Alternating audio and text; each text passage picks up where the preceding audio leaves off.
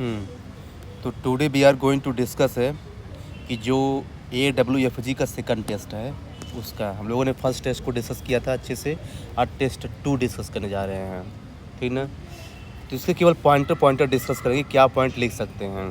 तो जैसे first question क्या है, why is there growing demand to reform the collegium based system of appointing जज in India, discussed with reference to concerns of transparency and fairness है। आप बताइए इस क्वेश्चन के कितने पार्ट हैं? पार्ट बताइए, पार्ट कितने हैं? मैंने तो 2 लिखे हैं।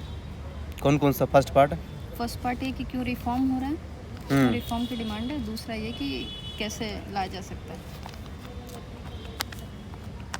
कैसे ला सकता है, ये कहाँ पूछ रहा है वो? मतलब रिफॉर्म तो अब प्रॉब्लम तो बता दिया तो सोल्यूशन भी बताना पड़ेगा कि नहीं। तो सोल्यूशन कहाँ पूछा है वो? सोल्यूशन तो नहीं पूछा, लेकिन तो मैंने फिर वो लिख पार्ट दिया। उसको नहीं बोलते हैं, अच्छा, उसको बोलते हैं हिडन डिमांड है। Hidden demand. देखिए पार्ट, फिर भी पार्ट इसके 2 हैं, इसके पार्ट फिर भी 2 हैं। देखिए कैसे कॉलेजियम सिस्टम में प्रॉब्लम है, प्रॉब्लम बहुत सारी हो सकती है, लेकिन हमको केवल 2 चीज़ें फोकस करना है, ट्रांसपेरेंसी और फेयरनेस पे। तो एक पार्ट ट्रांसपेरेंसी हो गया और एक पार्ट फेयरनेस हो गया, ये ऐसे करना पड़ेगा। लोग इसमें मिसगाइड कर देंगे, दोनों को मिस लिख देंगे ना, मार्क नहीं मिलेगा, लेकिन कम मिलेगा। डाउट एक्चुअली ये आज मैं सेकंड टाइम लिखी हूँ ना इस आंसर को। फर्स्ट टाइम जब मैं लिखी थी तो इसको मैंने ऐसे डिवाइड किया था कि ट्रांसपेरेंसी पे रिफॉर्म और फेयरनेस पे तो ऐसे ही करना है, लेकिन उसके अंदर पॉइंट्स क्या क्या डालेंगे आएंगे, ये बताता तो हूँ खुद ना। एक पॉइंट है। ठीक है, अब देखना, अब बताता हूँ आपको। तो ये इसमें इंट्रोडक्शन क्या ले सकते हैं? Best introduction. कॉलेजियम सिस्टम क्यों चाहिए रिफॉर्म, मतलब मैंने इसको शुरू किया है कि फिर से डिबेट में आ गया कॉलेजियम सिस्टम, है ना, जब NJSC को हटा दिया गया, और ये मैंने लिखा। नहीं, ये ठीक इंट्रोडक्शन नहीं है। जानते क्या है, आप इसका लिख दीजिए ओरिजिन, कहाँ से ओरिजिन कॉलेजियम सिस्टम का। सेकंड केस जजेस। हाँ, तो सिंपल दे। तो ये फर्स्ट, अब आज मैंने सेकंड टाइम ये लिखा, फर्स्ट इंट्रो मैंने यही लिखा था। इसके ओरिजिन सेकंड वाला आपका सही नहीं है, फर्स्ट वाला ही सही था। फिर ये देखिए लिखा था collegium system is convention use, पढ़ी है, समझ गया, पढ़ी लेकिन है। सुनिए, फ्रॉम सेकंड ओरिजिन लिखे हैं ना। हाँ। आप सीखिए आपको कैसे लिखना था। आप सिंपल ऐसा लिखिए कि collegium system which has been originated from the second judge case, है ना, basically focus on the appointment of the judge of Supreme Court and High Court. Yes. That's it. Simple से ये भी इंट्रोडक्शन। क्यों गलत है? नहीं, ये बॉडी पार्ट का काम है कि मतलब जो है ना, क्यों एनजेसी को, ये उसका काम नहीं है। एनजेसी को मतलब इट्स लाइक इंट्रो लिखने के कई सारे रूल्स होते हैं, लेकिन मैं बता रहा हूँ सबसे बेस्ट तरीका जो है ना ये था कि सिंपल से लिखिए उसका ओरिजिन कहाँ से हुआ, और सेकंड पे लिखिए जो है ना कि इसका पर्पस क्या है। That's it. मैं आपको बेस्ट बता रहा हूँ, जो बेस्ट है। अब इसको हटाइए, अब बताइए कि देखिए हेडिंग में क्या डालेंगे। Reason for growing demand for collegium system, फिर सब हेडिंग ट्रांसपेरेंसी। अब बताइए, आप बोले पॉइंट नहीं आ रहा है ना, ये बताइए ट्रांसपेरेंसी इसमें कैसे नहीं है? जानते कैसे?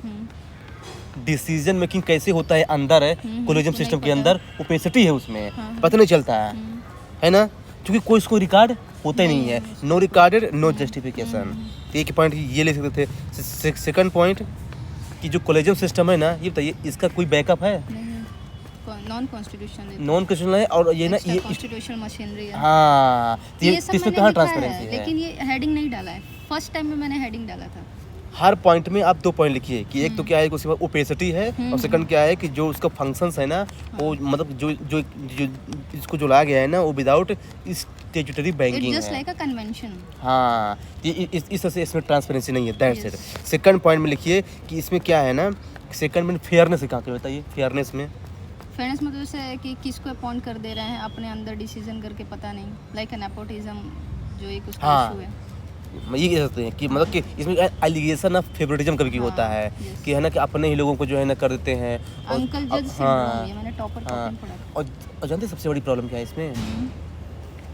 जज ही जज को पॉइंट कर रहा है। ये तो ये सारे पॉइंट मैंने तो लिखे हैं। नेचुरल जस्टिस के खिलाफ है, ये भी फेयरनेस के खिलाफ है। ये लिखा है मैंने। नहीं तो आप बोल रहे थे कि कैसे उसको वो करें, ब्रेक कैसे करें। मतलब यही पॉइंट है, बस हो गया, 2 पॉइंट हो गए। अब तो ये क्या इसमें वे फॉरवर्ड लिखना जरूरी है? मतलब वे फॉरवर्ड जैसे कि मतलब इस लाइक सजेस्टिव मेजर। हाँ, तो क्योंकि हम इशू की बात कर रहे हैं, तो as a administrator there it needed to, क्योंकि बिटवीन द लाइंस। वो तो ठीक है, इशू बात थी इसलिए वे फॉरवर्ड लिखना जरूरी है, लेकिन एक और कारण से वे फॉरवर्ड लिखना जरूरी है। जानते क्यों? क्योंकि वहाँ पे डायरेक्टिव वर्ड क्या है? डिस्कस। और इसका मतलब होता है ओपन इंडेड है, तो मतलब हम अपना ओपिनियन दे सकते हैं, ये ध्यान पड़ रहा है। तो आज देखिए, तो यहाँ पे लिख दीजिए कि क्या है ना कि मेरिट बेस्ड सिलेक्शन लाओ, मेरिट बेस्ड सिलेक्शन, एक तो ये ले सकते हैं। दूसरा कि सभी स्टेक होल्डर से कंसल्ट करो, और कुछ इंटरनेशनल जो प्रैक्टिस है ना उसको फॉलो करो, प्रैक्टिस और गाइडलाइंस। हाँ, जैसे हाँ। एक और मैं बताऊं आपको, गाइडलाइंस में ना एक सजेशन दिया गया था मेमोरेंडम ऑफ प्रोसीजर एस्टैब्लिश करने के लिए, हाँ ये भी मैंने लिखा है। लिख सकते हैं, बराबर लिख सकते हैं। और देखिए time bound हर अपॉइंटमेंट। पार्ट के 2 या 3, देखिए 10 नंबर वाले क्वेश्चन में हर पार्ट के मिनिमम 2 मैक्सिमम 3 ही लिखना है, इससे ज़्यादा लिखना नहीं, जो कि वो बोरिंग हो जाएगा आंसर फिर। अब तो एक कंक्लूजन में क्या लिखेंगे, बेस्ट कंक्लूजन? मैंने तो इसमें मतलब जुडिशियल इंडिपेंडेंस और एनजेसी की बैलेंस की बात कर दी है। लेकिन जानते क्या है, वो कॉलेजियम सिस्टम से फोकस किया है ना, बैलेंस। तो एनजेसी तो कॉलेजियम के लिए आप बोला ऐसा गया इसको ले सकते थे ना कि देखिए क्या है, जस्टिस होता है ना, था। वो डेमोक्रेसी का कॉर्नर स्टोन है। हम्म।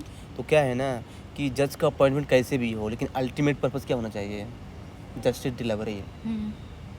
तो इसके लिए जो है ना जुडिशियल ऑटोनॉमी होना जरूरी है। हाँ, तो वही जुडिशियल इंडिपेंडेंस ना, वही बस आप योर फ्रेमिंग इज डिफरेंट। हाँ नहीं ठीक हो गया, आपका भी सही है। तो देखिए अब इसमें क्या था क्वेश्चन में, कुछ नहीं है। हाँ, यस। तो मतलब देखिए क्या है ना, सबसे पहले हमारा टारगेट क्या होना चाहिए, क्वेश्चन के डिमांड को समझना है।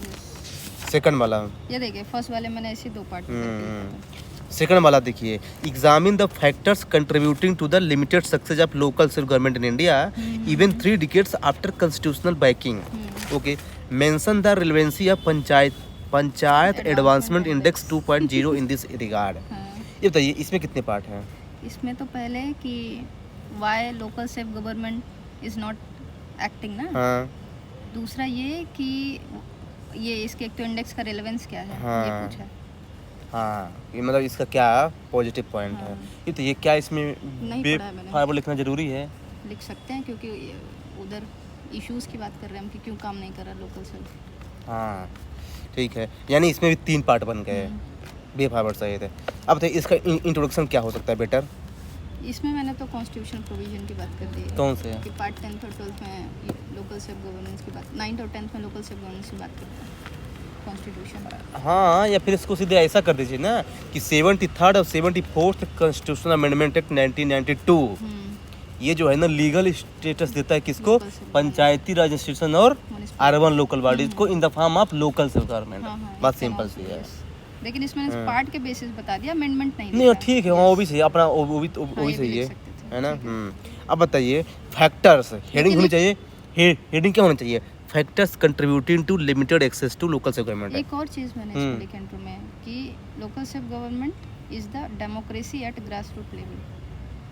ये इसको कंक्लूजन में लिखिए। अच्छा ठीक है, हाँ, सो ये वर्ड जो है कंक्लूजन में लिखिए, ज़्यादा सही है। ठीक है। फैक्टर्स, अब बताइए फैक्टर्स में क्या लिखेंगे, बताइए कि क्यों सक्सेस नहीं हो रहा है। फैक्टर्स में इसको मैंने डिवाइड कर दिया है।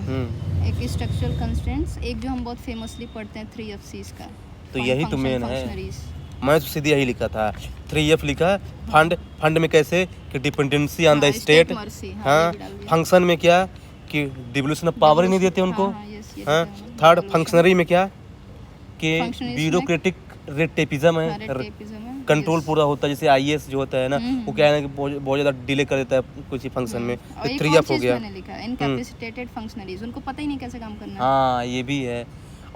और लास्ट चीज नहीं भूल गई, पैट्रियार्कल माइंडसेट, पंचपति। ये भी डाला, 2 हाँ, पॉइंट मैंने लिखा हाँ। है, एक फंक्शनरी एक पंचपति। बस 4 पॉइंट एनफ है और इस एक और फर्स्ट लेकिन पार्ट में। स्ट्रक्चरल भी डाल दिया ना कि इसलिए भी नहीं हो रहा क्योंकि हर स्टेट अपने अपने हिसाब से बना रहे हैं, it's under the state subject ना, तो कुछ स्टेट ला रहे हैं नियम, कुछ नहीं ला रहे हैं। हाँ ये भी कह सकते हैं। तो ये 4 पार्ट में बदल। हाँ ये भी कह सकते हैं। फिर चलिए अब देखिए रेलेवेंसी में मेरे को भी नहीं पता था, हाँ, मुझे भी नहीं पता था। लेकिन देखिए मैंने कैसे General फ्रेम points, किया हाँ, है, ठीक अब है। सही हो गया। देखिए कैसे, हाँ। देखिए मैंने लिखा है, क्या है, देखिए अब देखिए कोई चीज़ अगर इस टाइम में आ रही है तो क्या करेगी, पहली बात आज के टेक्नोलॉजिकल circumstances एडवांसमेंट में। लेके आएगा। सेकंड चीज़ स्टेट वाइज डिस्पैरिटी लाएगा कि स्टेट वाइज कैसे परफॉर्मेंस को मापा जाए कि इस स्टेट में क्या है उसका स्टेटस, पंचायती राज का उस स्टेट में क्या है। एक तो वो है। Parameter dimension. हाँ, थर्ड फंडन का एलोकेशन अच्छे से किया जाए, यही है। अब सही हो गया, मैंने चेक किया गोल में ना, सही थे पॉइंट, यही थे। अच्छा, बस हो गया, 3 पॉइंट लिखना था। लेकिन इसमें और जनरल चीज़ मैंने डाल दिया है क्योंकि जो इसमें जो इश्यूज है ना लोकल से, मैंने वो चीज़ की, वो भी बात की होगी ना इसने report नहीं में, पर तो ज़्यादा मैंने नहीं वो चीज़ लिखिए, डाल दी 3-4 पॉइंट लिखिए, ज़्यादा तो वही- जनरल मत लिखिए। वो उसमें जाएगा ना कि 4 आप point बना मैंने- रहे हैं। 4 ही पॉइंट लिखे हैं। ठीक है 4, हाँ तब ठीक है 4 पॉइंट पे सही है। मतलब इंक्लूसिविटी इन पार्टिसिपेशन ये भी डाल दिया जैसे मैंने। 4 पॉइंट पे सही है। ठीक हम्म है ना मतलब हम्म